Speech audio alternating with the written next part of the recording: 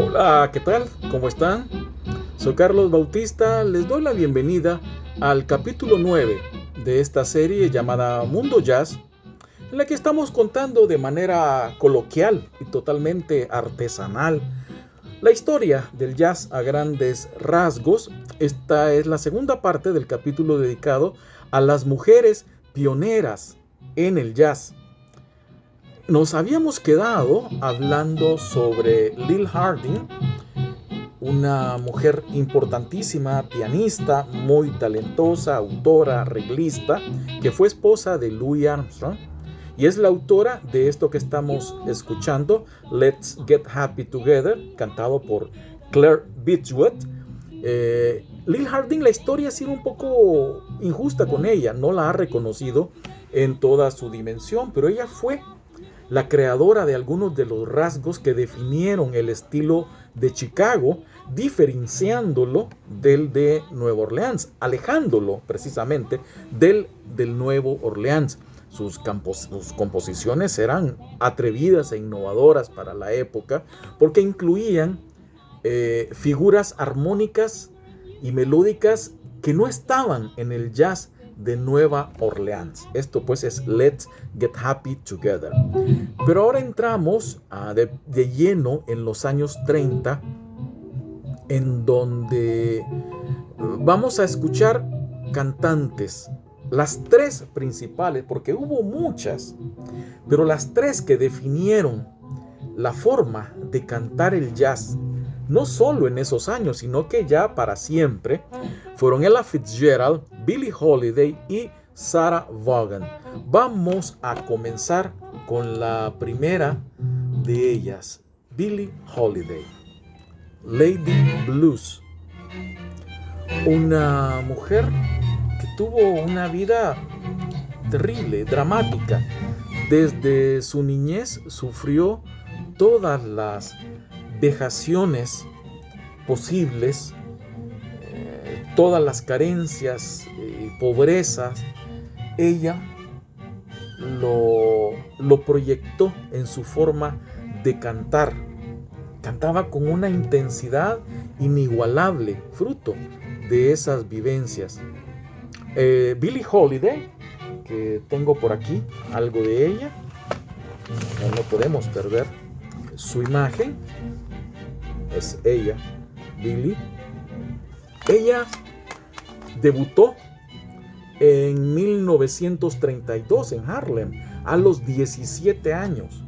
Cantó con diversas orquestas, con Benny Goodman, con Artie Shaw, con Count Basie, Bobby Henderson y más. Su primera grabación fue esta que estamos escuchando, Your Mother's Son-in-Law, el yerno de tu mamá. Grabó esto en 1933 a los 17 años con Benny Goodman en el clarinete.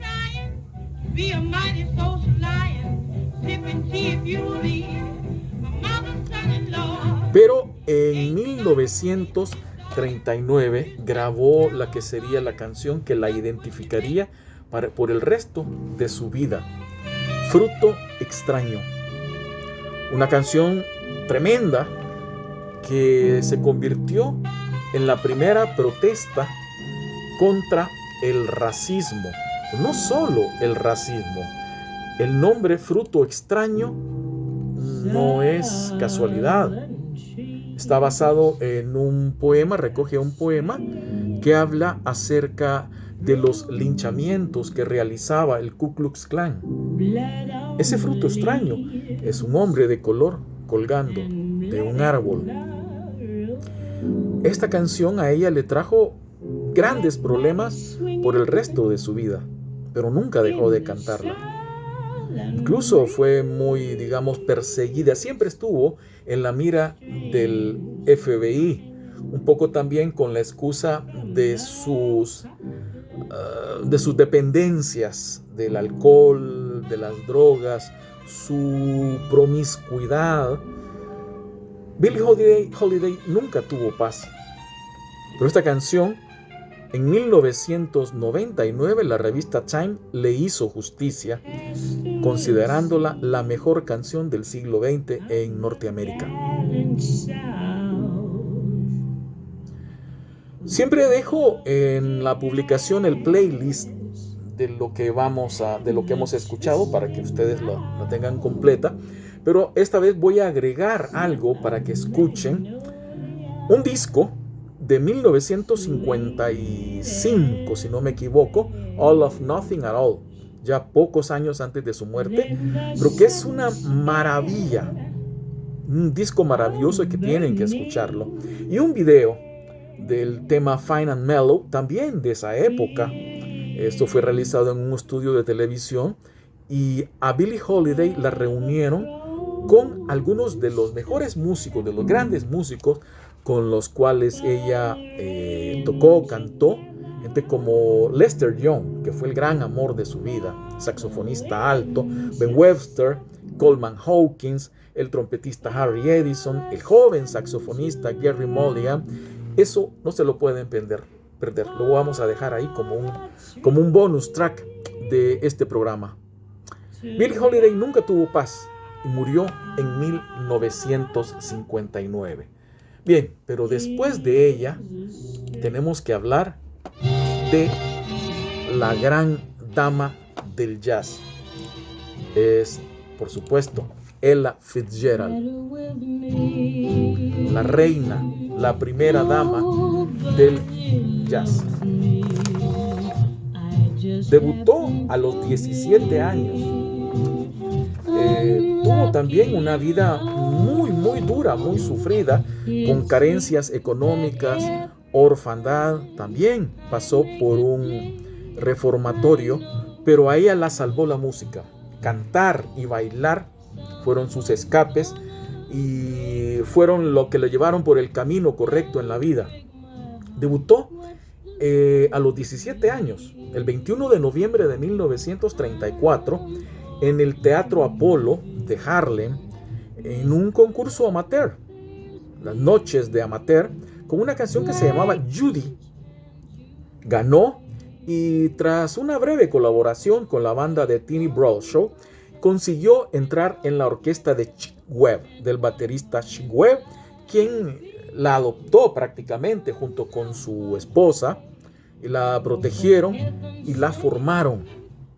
Pocos años después, Chick Webb murió, era un hombre muy enfermo, y ella, muy joven, a los 20 años más o menos, tomó la dirección de esa orquesta.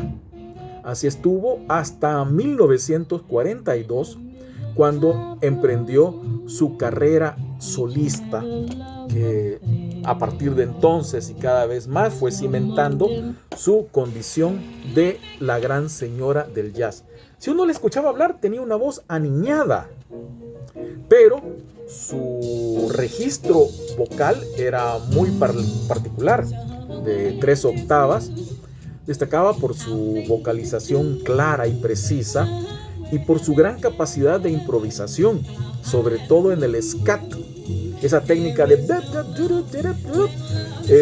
es una técnica que ella desarrolló en los años 40 a partir de su amistad con Louis Armstrong, con quien grabó muchos discos.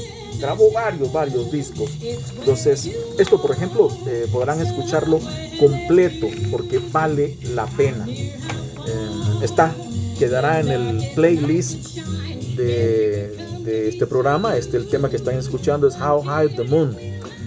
Ella en los años 50 sentó cátedra con su concepción de la canción melódica y sus versiones de temas de los mejores, de los grandes compositores norteamericanos, con discos maravillosos como este, que es El Cancionero de Irving Berlin. Una maravilla de disco. Tengo por acá otro con El Cancionero de Rodgers and Hart. Y otro, démonos gusto, otro es El Cancionero de Harold Arden, un gran autor. Estas son unas ediciones maravillosas, de lujo.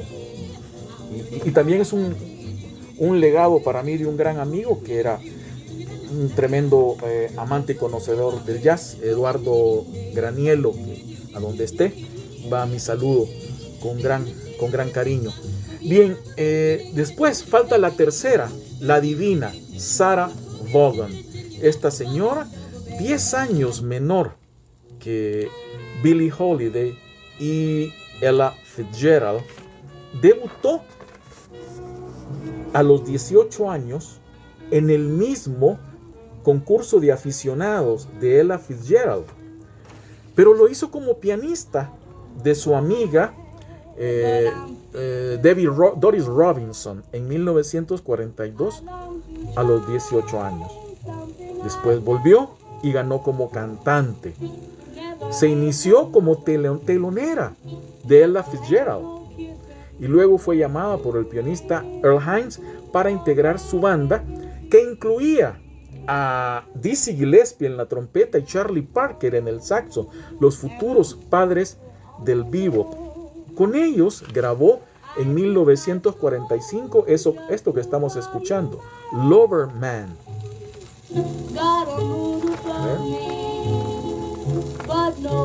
Aquí está con Dizzy Gillespie. La voz de Sarah Vaughan tenía una tonalidad grave, se distinguía por su enorme versatilidad y fue una de las primeras en incorporar el fraseo del bebop a su canto, y eso la ubicó a la altura de instrumentistas precisamente como Charlie Parker y Dizzy Gillespie. Sus capacidades más destacadas, la inventiva armónica y el alto sentido de la improvisación. Pues, la divina Sarah Vaughan, que en 1947 fue la primera en grabar esto, Tenderly, que se convertiría en uno de los grandes estándares del jazz. Ella siempre estuvo muy orgullosa de haber sido la primera en grabarla.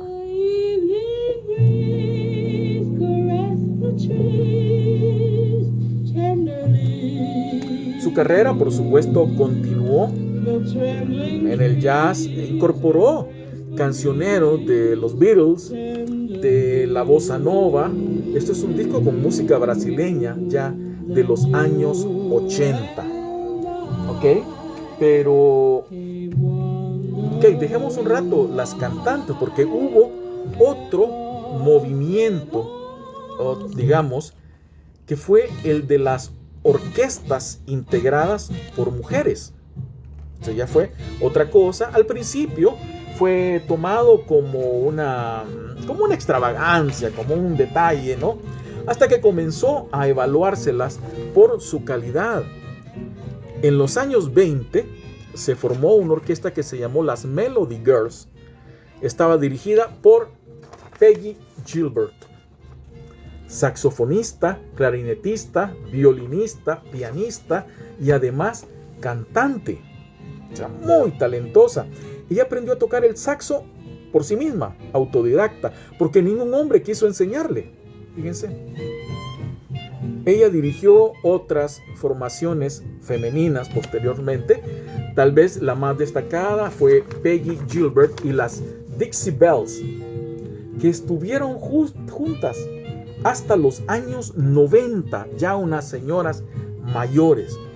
Esto es Sweet Georgia Brown, un clásico del jazz que se llamó Dixieland.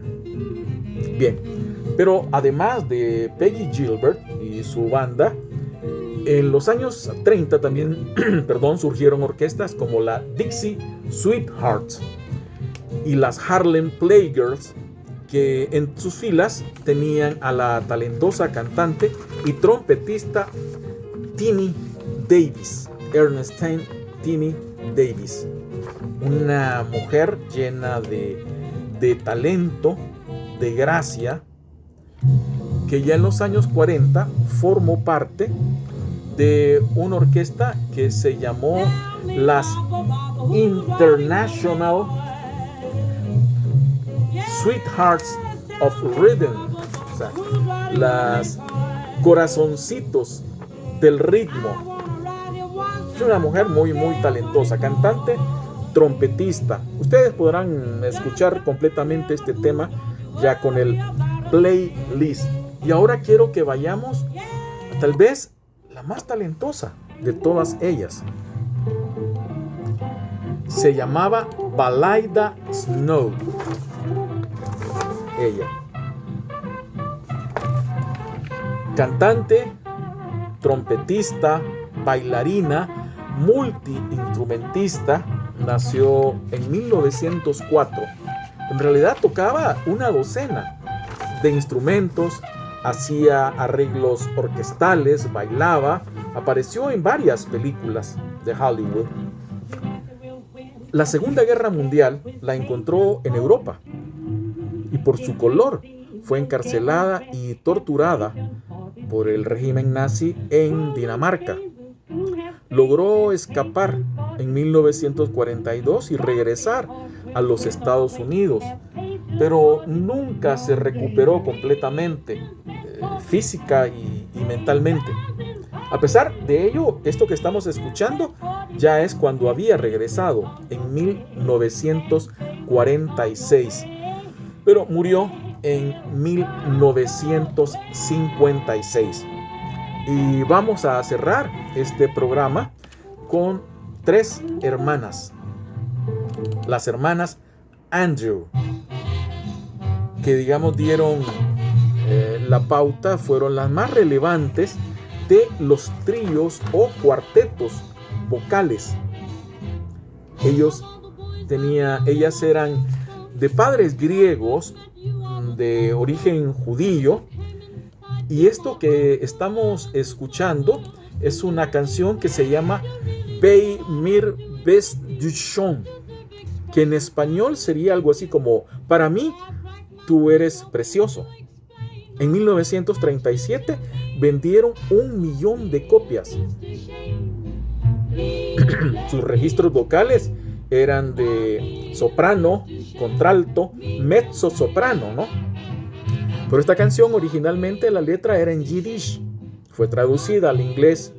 Y lo curioso es que el disco llegó a Alemania con la viñeta de música militar, música para las tropas. Entonces se hizo muy popular entre las tropas alemanas, hasta que alguien descubrió que los autores eran judíos. Entonces fue prohibida, pero fue adoptada clandestinamente por los judíos. Aquí estamos cerrando la historia de la participación de las mujeres en la primera época del jazz. Hubo, por supuesto, otras cantantes. Helen Forrest, por ejemplo, muy buena, que fue cantante de orquestas de las más importantes, la de Benny Goodman, la de Artie Shaw y la de Harry James. Eso le ganó el apodo de la voz de las bandas con nombre. También Anita O'Day, que empezó en 1941 con Jim Cropper, con un estilo más tradicional que oscilaba entre el swing y el bebop, pero tenía un gran sentido de la improvisación y el ritmo. Cantó además con Woody Herman, Stan Kenton, y en fin, quise dar un panorama de lo que fue la mujer, la participación de la mujer en la primera época del jazz. Espero haberlo cumplido, o al menos dejarlos picados para que conozcan un poco más. Soy Carlos Bautista, agradezco mucho su atención a este Mundo Jazz. Hasta la próxima.